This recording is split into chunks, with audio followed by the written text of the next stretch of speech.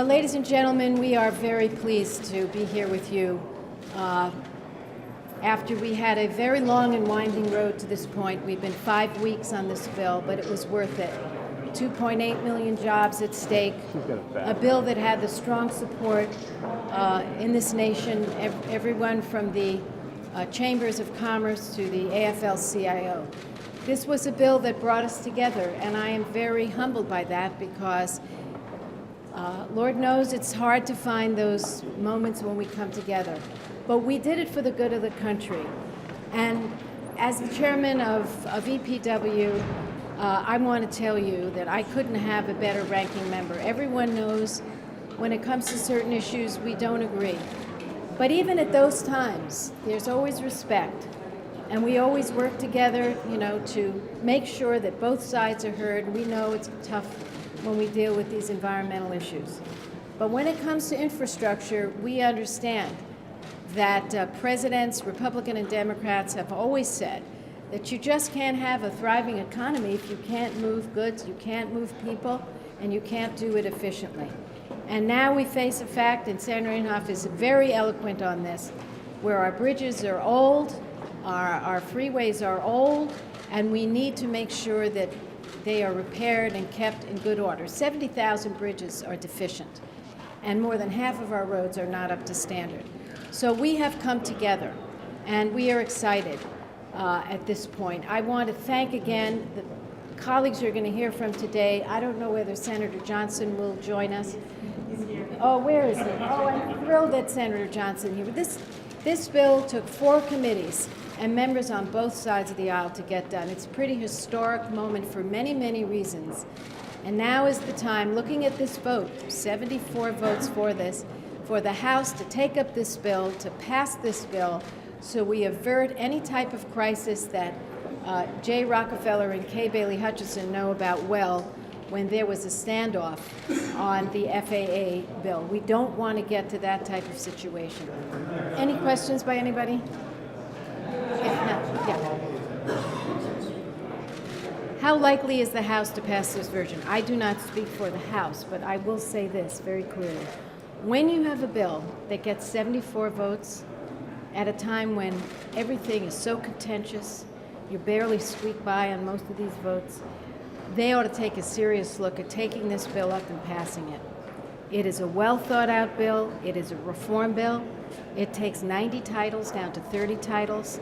It expedites reviews. It does everything that I think we needed to do, except one problem that it has. It doesn't go long enough, that I admit. But we just didn't have the long-term funding source resolved. That's our next big project. But if for 2 years, this will be a relief to the states, to the various metropolitan planning organizations.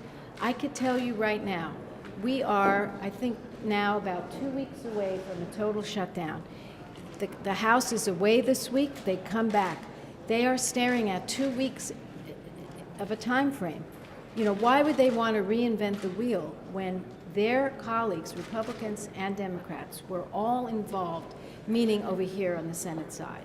Now, I was invited to brief the Democratic Whips organization a couple of weeks ago on this bill, and I made the point to them that there are so many ways that we can work together, and they are desperately waiting that hand, that open hand, and I think it's starting over there now.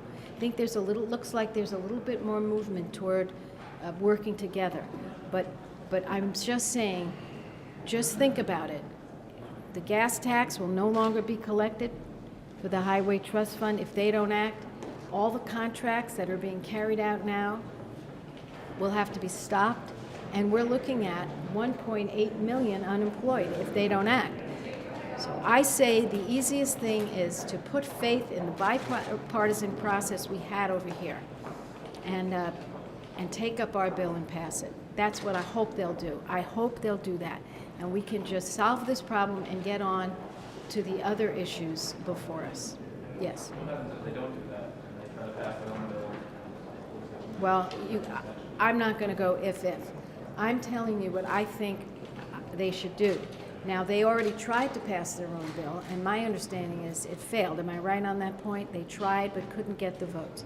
So I think if you look at the successful model we had over here, the template that I call finding the sweet spot between the parties, getting that done, and staying in your own side of the aisle and talking to each other and never getting anything done, I honestly think it's better to work together.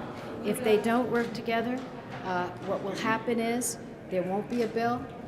You can't just automatically do these extensions because the trust fund is running out of funds, so you can't just do one of these little extensions and feel you're going to get over the hump.